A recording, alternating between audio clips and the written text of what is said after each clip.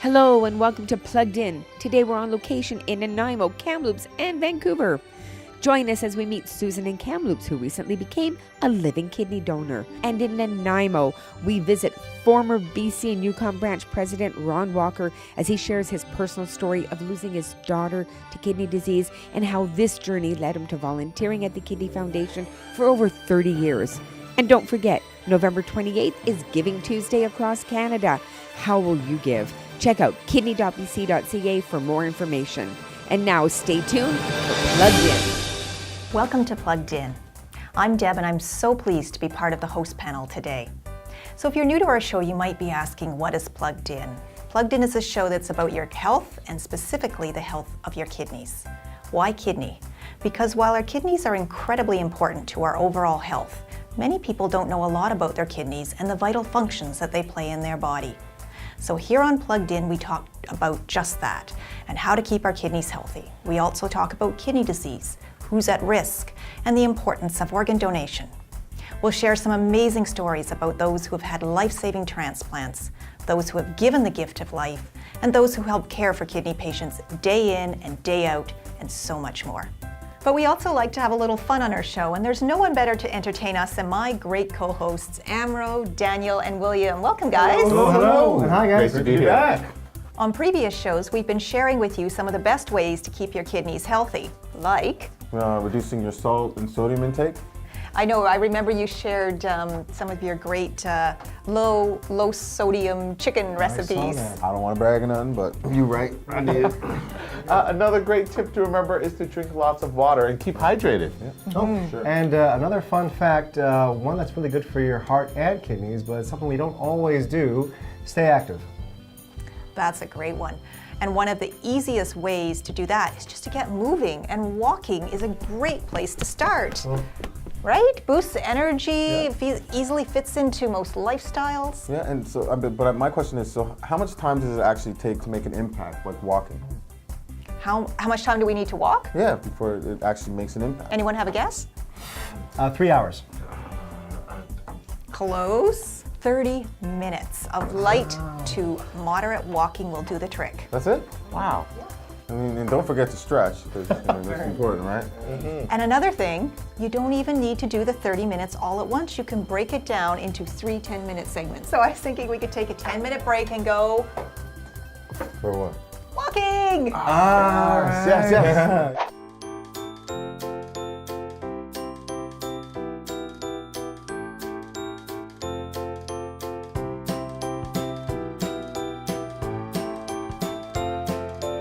Thank you, Ron, for being with us today. You have a very compelling story to tell, and I know it's not an easy story, but it's one that puts a very different perspective on what life is like for kidney patients and kidney patients and their families. And your daughter, Allison, she passed away 26 years ago from kidney disease. And I'm wondering if you can take us back and share a bit of her journey and the journey that you've traveled over the past several years. Happy to do that. I'm going to take you all the way back to 1986. Allison was 24 years old and she had just enrolled in September at the University of Saskatchewan. In October, she went to the doctor complaining about feeling just loggy and lousy and fluey and that. And the doctor said, well, you're like the other patients are coming through here right now. You have to go home and spend 2 or 3 days in bed and take a little bit of hot tea and whatever, and you should be good in 3 or 4 days' time. The next day, her roommate came home and found her lying on the floor of their apartment. She called emergency and they took her to St. Paul's Hospital, to the ER there. And as they wheeled her in, by great good fortune, standing in the middle of that ER was Dr. Mark Balson, who was the eminent nephrologist in Saskatchewan at that point in time.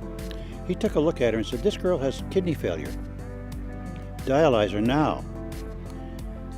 And so that's what they did. They dialyzed her and they got her stabilized and set up for peritoneal dialysis, which you do at home. as opposed to going to the dialysis center for 3 trips a week. So she was a little bit more mobile than she might have otherwise been. And she went on dialysis, and within about maybe 6 months, she got called in as a potential transplant recipient. They had got her primed, and they called her and said, "We have a patient.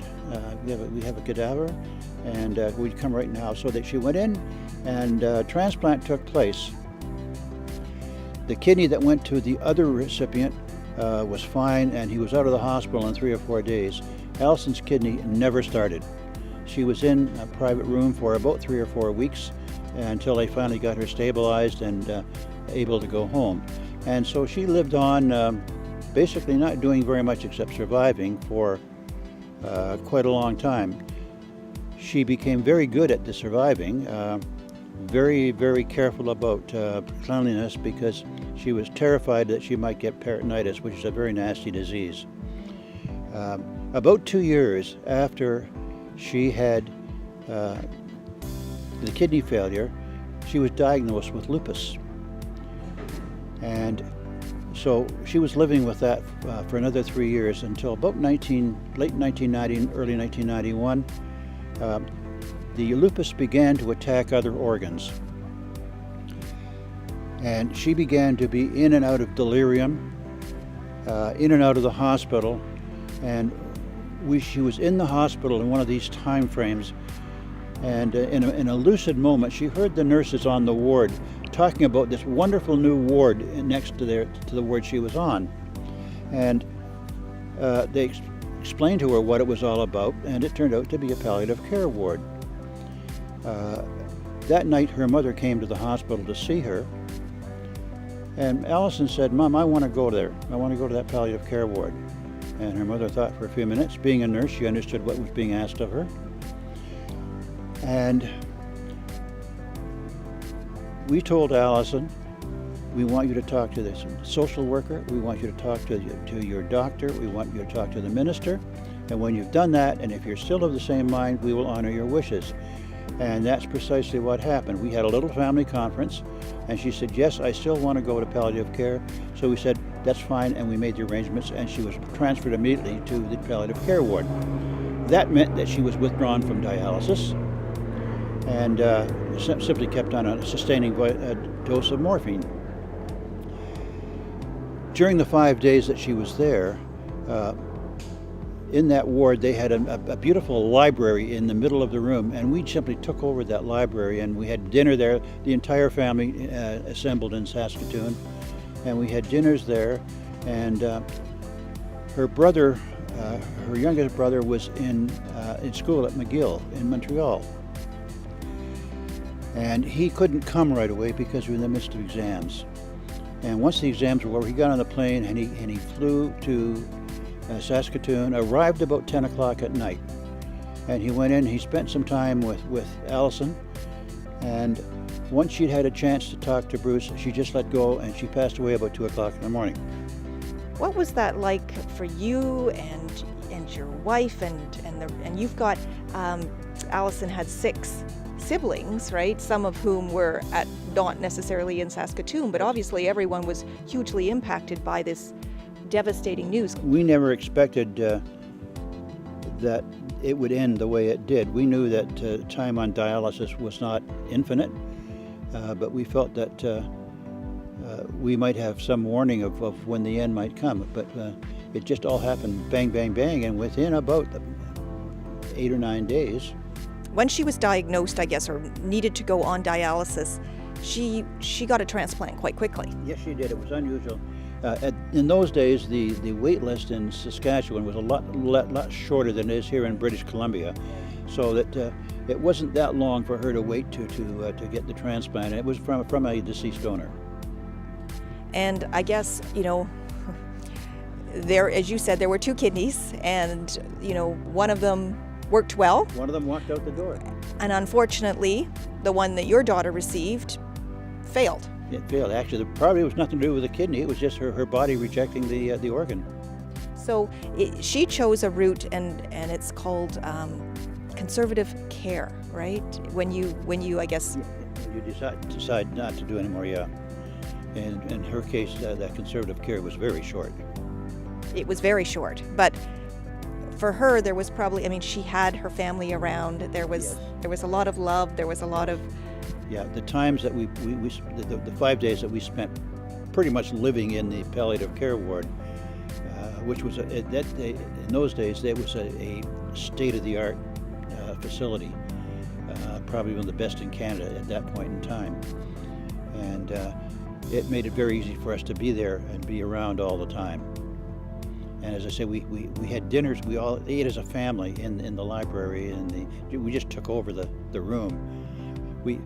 They had in that hospital wheelchairs that were made of pink plastic, and we started to refer to that as her pink Cadillac. And she got a charge out of that. I'm here in McDonald Park in Kamloops, the site of the 2017 Kamloops Kidney Walk. And Kamloops is one of 16 communities celebrating the 10th anniversary of the Kidney Walk campaign. And Kamloops is doing it in a really big way. They have a very special honoree, Susan Duncan, who's going to be sharing her story that's so captivating and inspiring as a living kidney donor. And she's here with us to share it today. You know, just over a year ago, you donated your kidney to someone who you met very briefly, but whose story made such an impact on you that you decided to become a living donor. Can you take us back and share that story with us? I'm a communications officer for Interior Health, and part of my job is to do stories on staff members. And I had heard about a staff member who was intending to go to Lithuania with her husband and adopt 3 children from an orphanage. So I thought it was really an amazing story, and I wrote about it. And then about 18 months later, I ran into the colleague, and she told me that her husband, Lloyd, was in the renal unit. He had just unexpectedly experienced severe kidney failure with really very little warning. So I went down and met Lloyd, and when we were talking, I said, kind of offhandedly, well, let me know if I can do anything for you short of donating a kidney. And at that point, he said to me, well, I'm A positive. And I thought, well, I'm A positive. Light went off, right? Yes, and maybe I should get tested. Such an impactful story. You know, in making your decision to become a living donor, you did your own research. And you shared with me a quote a while ago that you found in some of the materials that you were researching. The person said, I couldn't imagine coming to the end of my life and having 2 healthy kidneys, knowing that somebody else died because they couldn't even have one. Why did those words and that information have so much impact on you so that you became a living donor? Well, it was really just a practical decision, actually, when I read that. I just thought, I've got 2 healthy kidneys, and here is Lloyd on dialysis 3 days a week, can't be really a vital dad anymore. And I thought, if I could contribute to their journey, which was to bring these children home and give them a great life, it's kind of like the old "it takes a village." That's one of the reasons I made the decision. But also in doing my research, it became very clear that you really only do need 1 kidney, and they're not even really sure why we have 2 kidneys. And I also spoke to my family doctor, and he said, for sure, that's a great thing to do, and you'll be fine because you are a really healthy person. How are you feeling now? You know, I feel everything. great. I actually don't even think about having 1 kidney. It never crosses my mind until somebody will go, hey, I heard you donated a kidney. And then I'll go, yeah, I did. Yeah. I'm happy to talk to people about it when they do ask what it was like. I don't have a lot of people going, I want to try that. But hopefully they will as they learn more about it. That really, you know, 2 healthy kidneys when you only need 1, and there's so many people on dialysis whose lives are completely changed by kidney disease, and not, you know, in a good way. You're the honoree for this year's walk in Kamloops. So I know we're really excited to have you there. What does this mean to you to be there, have the opportunity to speak? You know, the honor is not in being recognized. The honor is really in being able to raise awareness about this really important cause and encourage people to do their research and to find out if they too could be a living donor. And even if they can't be a living donor, to just get on the organ transplant list for, you know, after death, because it's just so important for people who are waiting for an organ, a kidney, to have that hope that something's going to come their way. Susan, your story is so compelling and inspirational, and you were absolutely gracious in the way you speak about being a living donor. Thank you so much for joining us today on Plugged In and sharing this story. Thank you.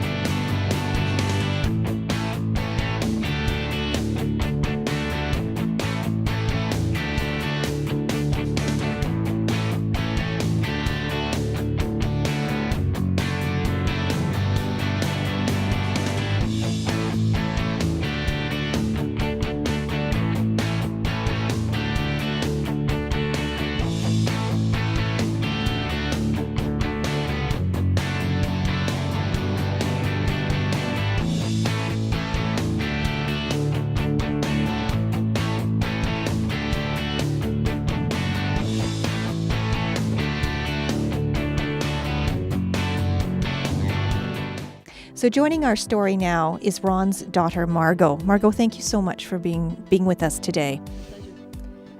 Margot, you lost your sister Allison 26 years ago. How has this impacted you? Oh, big question. I think in a number of ways. I think first of all, the obvious. You wonder what could have been, could there anything have done to have spared her life? But I think the biggest thing is just the loss of the sister, the companionship, the camaraderie that you have in the family. And it also seems to me to be a bit of a hole. There's sort of incomplete. A day doesn't go by that you don't think of her, or you think, oh, if we could have only done this with Allison. What a complete shock this was. There were really no symptoms, and all of a sudden you get the news one day that she needs dialysis and she's in kidney failure. So, from your perspective, what was it like when this news was shared with you? Yeah, it's a very hard time to go back. I remember the call, and Dad came and phoned us all and said, Al had been diagnosed with kidney failure, and we knew she hadn't been feeling well for a long time. And we talked on the phone, and she had said, Margot, I just can't get rid of this cold, this flu, it's just bugging me. And then the next phone call was from Dad saying she's in renal failure, and it was like, what? It's total shock, and your first reaction is, I got to get there, I got to be there. What happened? What can we do? We knew nothing about renal failure. I didn't know anything about kidneys. And I think at that point you start wanting to learn everything you can learn to support your family, to support her in particular, and to help me to understand what was going on. Your dad has been involved with the Kidney Foundation for many years now, and he's done some incredible work and made huge contributions. You must be very proud of him. We are very proud of him. Well, again, thank you so much, Margot. I so appreciate you being here, and thank you again, Ron.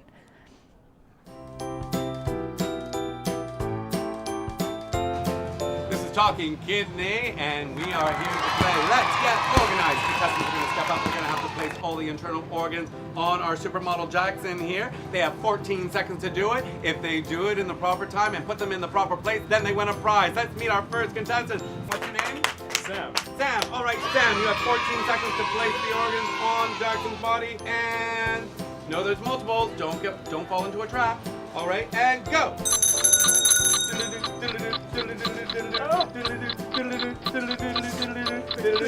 seconds. Oh, is there one more? Yeah, there's still the lungs. There we go. And time! Oh! You're at 14 seconds exactly. Let's see what that one's upside down. There we go. And turn around, supermodel. There we go. This kidney's a little bit lopsided, but we're gonna call that a win! Congratulations, Sam. You know your body. And now you know Jackson's body. All right, let's get our next contestant coming up next. Here we go. And what's your name? I'm Sandry. Sandry, you know the rules. You have to place the organs on Jackson's body as quickly as possible. There's multiples in there. Don't make a mistake. You have 7 seconds. Ring that bell. And we got the liver. She says the stomach goes over there. She says the heart goes over there. You got it. Go. We got. Let's see. And that. Where you going? And that's time. Step away from Jackson's body. Let's see. And Jackson. Oh, I'm sorry. I'm sorry. You did really well. You did really well. Turn around, because the kidneys go there. They're on your. Well, I can't say it out loud because we have other contestants. But you know what? You still. Yeah, there you go. Cindy's trying to get on your back. There you go. All right. We're gonna give you a prize, though. You're still a winner because you always win with knowledge. Aww. Big round of applause for Sandry, please.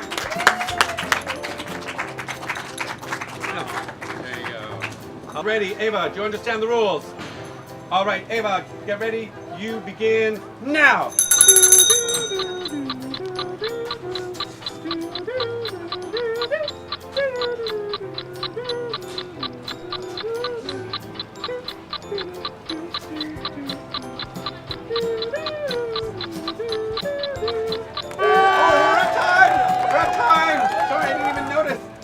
All right, let's see. Let's turn around.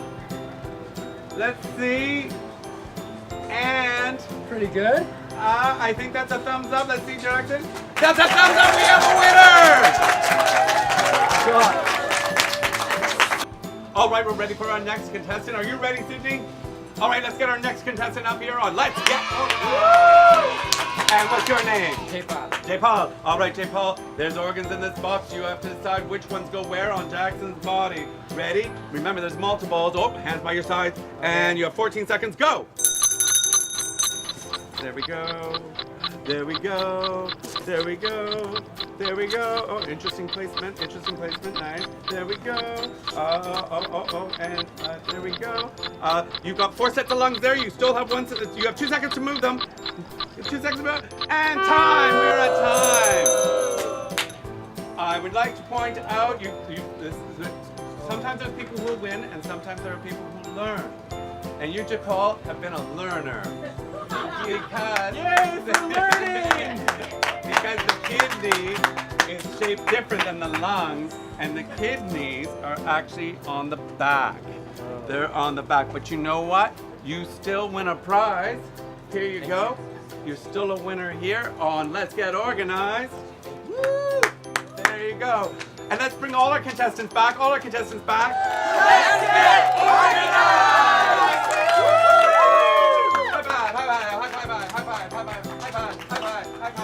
High five. Yay! Thank you, Jackson. Thank you, Sam. Thank you, J. Paul. Thank you, Ava. Thank you, Sandry.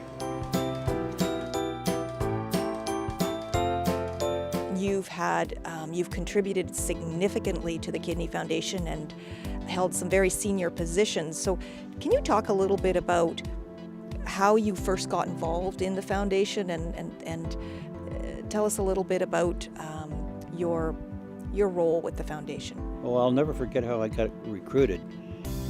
At that time, the brand new executive director of the Saskatchewan branch of the Kidney Foundation was a wonderful woman by the name of Denny Holroyd.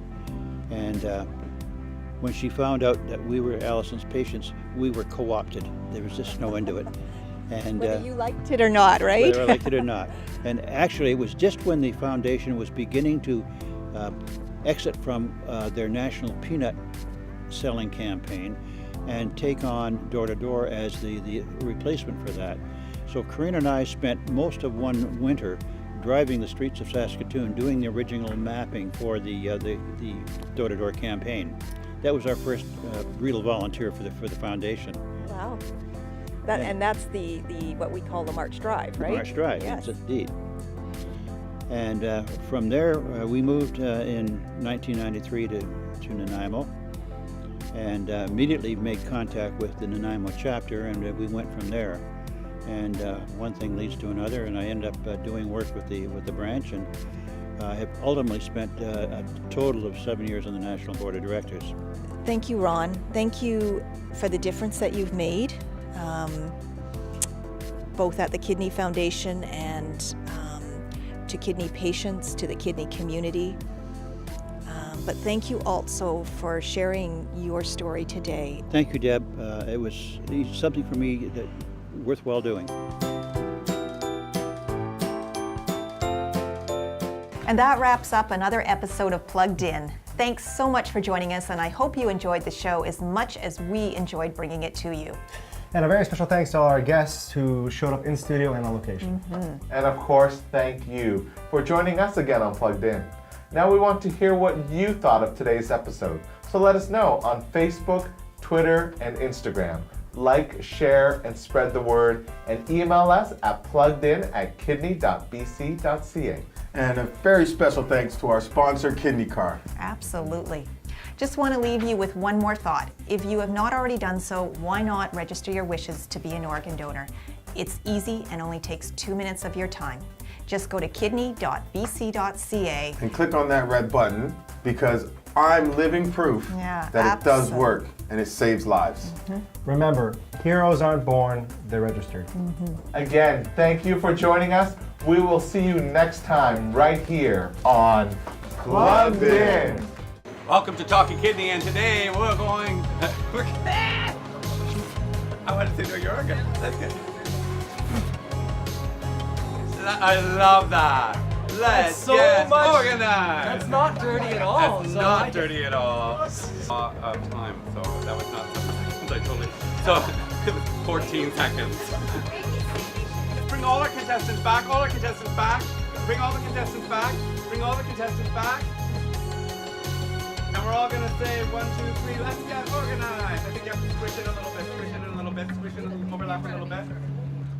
Let's get organized.